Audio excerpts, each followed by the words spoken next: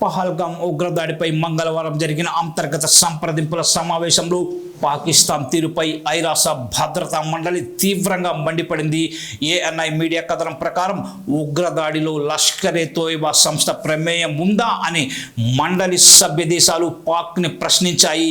సమస్యను పాక్ అంతర్జాతీయకరణ చేసేందుకు చేసిన ప్రయత్నాలు తాజాగా విఫలమయ్యాయి. ఇటీవల పాక్ జరిపిన అణు పరీక్షలపైన సభ్య దేశాలు ఆందోళన వ్యక్తం చేశాయి.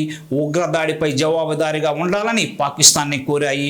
పర్యాటకుల్ని లక్ష్యంగా చేసుకొని చంపడాన్ని ఈ సమావేశంలో ప్రస్తావించారు. భారత్తో ఉద్రిక్తల కారణంగా వచ్చే ఆర్థిక సంవత్సరానికి సంబంధించి వార్షిక బడ్జెట్లో రక్షణ రంగ కేటాయింపులను 18% పెంచాలని పాకిస్తాన్లోని సంకీర్ణ ప్రభుత్వం నిర్ణయించింది. దీంతో రక్షణ రంగానికి 2.5 లక్షల కోట్ల మేర కేటాయింపులు జరగనున్నట్టు మీడియాలో కథనాలు వెలువడ్డాయి. అయితే ఐక్యరాజ్య సమితి పాకిస్తాన్ని తీవ్రంగా ప్రశ్నించడంతో అంతర్జాతీయ సమాజం ఒక్కసారిగా ఉగ్రవాదంపై ఒక సరికొత్త అంశాన్ని రేకెత్తించినట్లయింది. పాకిస్తాన్ ఉగ్రవాదానికి ఊతమిస్తుందనే అంశాలకు బలాన్ని చేకూర్చినట్లయింది. మరి పాకిస్తాన్ దీనిపై ఎలాంటి స్పందనలు ముందు చూపుతుందో మనం చూడాల్సి ఉంటుంది.